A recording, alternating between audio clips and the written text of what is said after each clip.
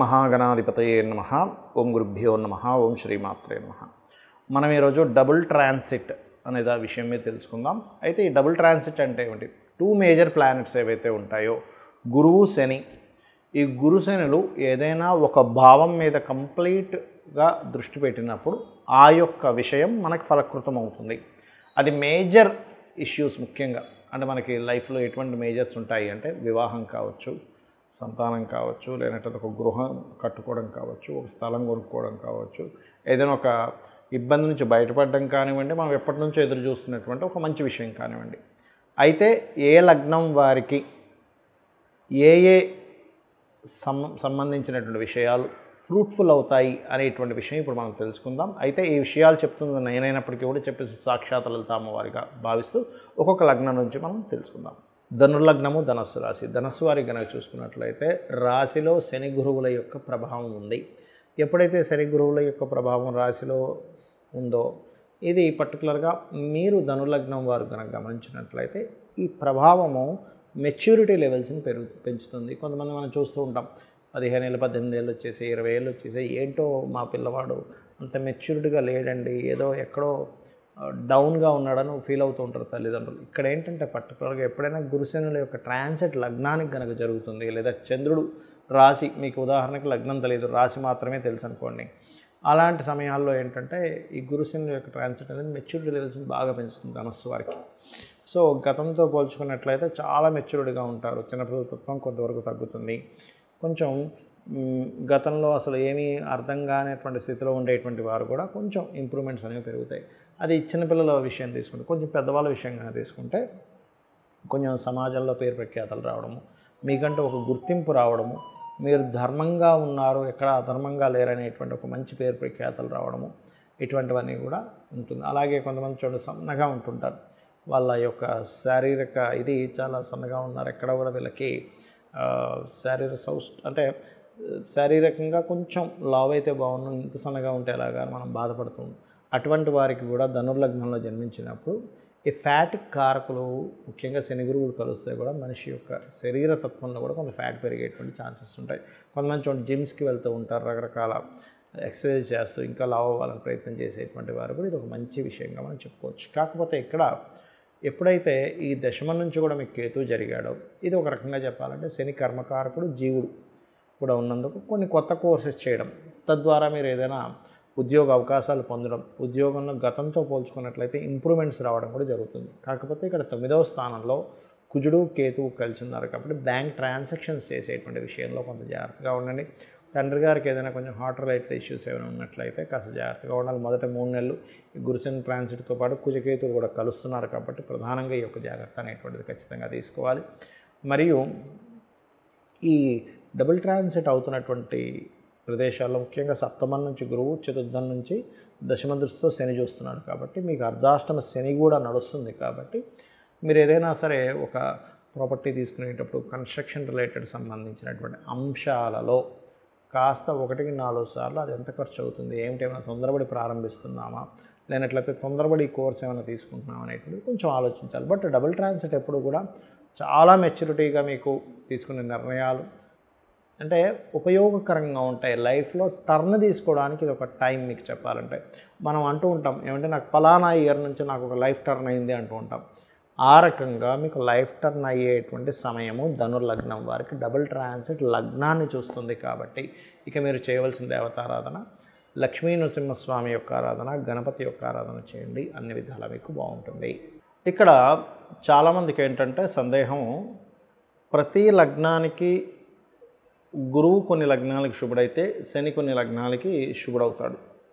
ఇప్పుడు మరి double transit పడ్డప్పుడు ఈ యొక్క విషయంలో మీకు ఫ్రూట్ఫుల్ అవ్వట్లేదు అంటే కొన్ని జాగ్రత్తలు తీసుకోవాలి. ఏమిటది? గురువు ఏ లగ్నాలకు శుభుడవుతాడు అని చెప్పి తీసుకుంటే మేషము, కర్కాటకము, సింహము, వృశ్చికము, ధనస్సు, మీనం గుర్తుపెట్టుకోండి. ఈ లగ్నాల వాళ్ళు గురువు శుభుడవుతాడు కాబట్టి శనికి సంబంధించిన రెమెడీ చేసుకుని ఉంటే మీకు ఈ డబుల్ ట్రాన్సిట్ అనేది యోగిస్తుంది. అంటే నువ్వులు దానంగా ఇవ్వడము, గోవులకు బెల్లం తినిపించడం, ఇటువంటివి చేయాలి. మరి శని శుభుడు అవుతాడో గురువు పాప అవుతాడో కొన్ని లగ్నాలకి. ఏ లగ్నాలకి? ఎక్కడుందండి దీని గురించి అంటే పరాశర మహర్షి చాలా స్పష్టంగా సర్వే త్రికోణ నేతారో గ్రహాః శుభఫలప్రదాః అని చెప్పడం జరిగింది. మిగతా 6 లగ్నాలు అంటే వృషభ లగ్నము, మిథునము, కన్య, తుల, మకర, కుంభ లగ్నాలకి శని శుభుడు అవుతాడు. అలాంటి వారు గురువుకు సంబంధించిన రెమెడీ చేసుకోవాలి. అంటే ఏం చేయాలి అంటే శనగలు, ఎల్లో కలర్ వస్త్రం, 1 కేజీ శనగలు, ఎల్లో కలర్ వస్త్రము గురువారం నాడు పురోహితుడికి ఎవరికైనా దానంగా ఇవ్వడం, గోవులకి మీరు చక్కగా ఈ యొక్క అరటి కాయలు తినిపించడము, దగ్గరలో ఆలయం ఉన్నట్లయితే ఆలయంలోకి వెళ్ళి మీరు గంధము కానీ పసుపు కానీ దానంగా ఇవ్వడం, అంటే అక్కడ స్వామివారికి కైంకర్యానికి వాడుకోవడానికి అన్నట్టుగా మీరు ఇవ్వడం అక్కడ ఆ రకంగా చేయొచ్చు. మరి వీటితో పాటు ఇంకేమైనా చేయాలా, ఇంకేమైనా జాగ్రత్తలు తీసుకోవాలా అంటే ఒక విషయం గుర్తుపెట్టుకోండి. ఇక్కడ ఎప్పుడు కూడా ఈ 2 గ్రహాల యొక్క ప్రభావం ఏదైతే ఉందో కర్మ జీవ అంటే మీ యొక్క కర్మని అనుభవింపజేసేటువంటి ఒక కాంబినేషన్, అంటే అది మంచి ఫలితాలు ఎక్కువగా ఇస్తుంది. గుర్తుపెట్టుకోండి ఈ 2 గ్రహాల యొక్క దృష్టి అనేటువంటిది. ఇందులో మీకు ఏదైనా గనక జాతక చక్రంలో పర్సనల్ చార్ట్లో ఉదాహరణకి మీరు గృహాన్ని కొనుగోలు చేసేటువంటి మహాదశలు అంతర్దశలు నడుస్తున్నాయి. ఉదాహరణకి అంటే 4వ స్థానాధిపతి మహాదశలు నడుస్తున్నాయి. దాని మీద కనుక గురుశనుల ట్రాన్సిట్ వస్తే ఇంకా ఖచ్చితంగా కొనేసుకుంటారు. అలాగే సప్తమాన్ని రూల్ చేసేటువంటిది అంటే వివాహాన్ని రూల్ చేసేటువంటి మహాదశలు అంతర్దశలు నడుస్తున్నప్పుడు ఈ డబుల్ ట్రాన్సిట్ వస్తే ఖచ్చితంగా వివాహం అవుతుంది. అయితే ఇక్కడ కొంతమందికి అది బలహీనంగా ఉంటుంది. ఒక్కోసారి అంటే గృహయోగం మహాదశ నడుస్తుందండి, ట్రాన్సిట్ కూడా వచ్చింది, కానీ ఎక్కడో దగ్గర దాకా వచ్చి మిస్ అవుతుంది అంటూ ఉంటారు. అలాంటి వారికి ఏమిటి అంటే గృహానికి సంబంధించిన మణిద్వీప వర్ణన చేసుకుంటే ఇంకొంచెం దైవబలం తోడవుతుంది. అలాగే మరి కొంతమందికి ధనం ఇచ్చేవండి, ఇప్పుడు ధన సంబంధించిన మహాదశ నడుస్తుంది, ధనానికి ఉన్నటువంటి మహాదశలో అంతర్దశలో నడుస్తున్నాయి. కాకపోతే ఇక్కడ మనకి భుక్తినాథుడు ఇస్తున్నాడు కానీ ట్రాన్సిట్ కూడా కొంత వస్తుంది, కానీ ఎక్కడో మళ్ళీ ఇదిగో రేపు ఇచ్చేస్తాడు అనుకునే, రేపే మీకు మీ డబ్బులు తీసుకెళ్ళిపోండి అని చెప్పినటువంటి వ్యక్తులు ఎక్కడో మళ్ళీ లేట్ అవుతుంది, ప్రొలాంగ్ అవుతుంది అన్నప్పుడు ఓం సంపత్కరీ సమారూఢ సింధుర వ్రజ సేవితాయ నమః అని మంత్రం చేయండి. లేదా ఓం ధర్మాధ్యక్ష ధనాధ్యక్ష ధనధాన్య వివర్ధినియ నమః అని చేసుకోండి.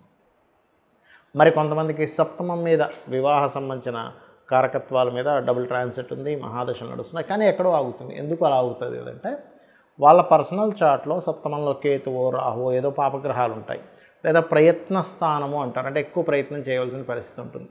అలాంటప్పుడు కూడా వాళ్ళు ఎక్కువ ప్రయత్నం చేయాలి వివాహం గురించి. అలాంటి వారు ఓం కామేశబద్ధ మాంగళ్య సూత్ర శోభిత కందరాయ నమః అనే మంత్రం చేస్తూ ఉండాలి. అప్పుడు వాళ్ళకి తొందరగా సెట్ అవుతుంది.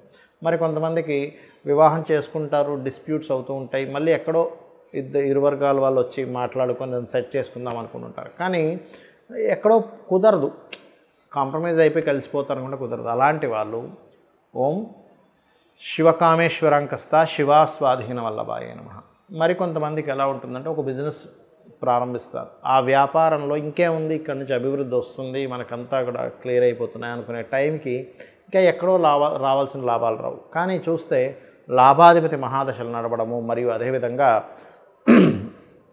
లాభస్థానం మీద ఈ డబుల్ ట్రాన్సిట్ పడడం కూడా జరిగినప్పటికీ ఎక్కడో ఆగుతుంటుంది. దానికి కారణం ఏమిటంటే లాభస్థానం న్యాచురల్గా మీకు 11th హౌస్ ఎక్కడో స్పాయిల్ అవుతుంది. అలాంటప్పుడు ఓం ఇంద్రగోప పరిక్షిప్త స్మరతూనాభజంగికాయే నమః అనే లలిత అమ్మవారి యొక్క నామస్మరణ కనుక చేసినట్లయితే అది ఎలా అంటే మనస్ఫూర్తిగా చేయండి, ఎక్కువసేపు చేయండి. ఆ ఎక్కువసేపు ఆ మంత్రం మీదే ధ్యాస పెట్టి చేయండి. ఖచ్చితంగా మీ యొక్క పూర్వజన్మ కర్మల వల్లే మనం ఇది అనుభవిస్తూ ఉంటాం. అందరూ కూడా ఈ భూమి మీద పుట్టిన ప్రతి ప్రాణి కూడా, నేను కానీ మీరు కానీ ఎవరైనా కానీ పూర్వ జన్మల్లో చేసిన మంచి కర్మలు, తెలుసో తెలియకో చేసినటువంటి కొన్ని బ్యాడ్ కర్మాస్ ఉంటాయి. దానివల్లే మనిషి మంచి అనుభవించడం కానీ, ఒక హోదాలోకి వెళ్ళడం కానీ, ఒక మంచి ఉద్యోగం రావడం కానీ ఇవన్నీ జరుగుతుంటాయి. ఒక ఇబ్బంది పడడం కూడా దానివల్ల జరుగుతుంది. అయితే పాపకర్మను దగ్ధం చేసేటువంటి శక్తి అమ్మవారి నామాలకి, అదేవిధంగా సూర్య నమస్కారాలకి, ఏదైనా ఆలయానికి వెళ్ళి అక్కడ ఏదైనా మీరు చేసే సేవ వల్ల తొలగుతుంది అని శాస్త్రాలు చెప్తున్నాయి.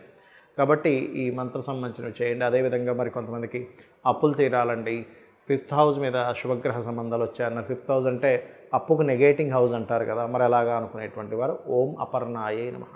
ఇలా మనము 1000 నామాలకి 1000 విషయాల గురించి మనం ఆల్రెడీ యూట్యూబ్లో చెప్పుకున్నాము. మీరు అందులో నుంచి కూడా కావాలంటే తీసుకోవచ్చు. అయితే ఇక్కడ ఏ నామాన్నైనా మీరు ఉదయం పూట కానీ సాయంత్రం పూట కానీ చేయండి. అలా అని మీరు చాలామందికి సందేహం ఉంది, ఏమంటే స్త్రీలు చేసేటప్పుడు 3 రోజులు గ్యాప్ వస్తుంది కదా, అప్పుడు పరిస్థితి ఏమిటది? ఏమీ భయపడాల్సిన పని లేదు. అదేవిధంగా మరి కొంతమందికి సందేహాలు ఉన్నాయి. ఏంటంటే మా ఇంట్లో ఎవరో చనిపోయారు, 11 డేస్ అయిపోయింది కానీ 1 ఇయర్ వరకు చేయకూడదు అంటున్నారు. అలాంటివి ఏమీ లేదు. 11 డేస్ తర్వాత నుంచి మీరు చేసుకోవచ్చు, ఇంట్లో పూజ ఎవ్రీథింగ్. కాబట్టి చేయండి. ఖచ్చితంగా మీకు అమ్మవారి అనుగ్రహంతో మీకు అన్ని శుభాలు కలగాలని మనస్ఫూర్తి కోరుకుంటూ శ్రీమాత్రే నమః.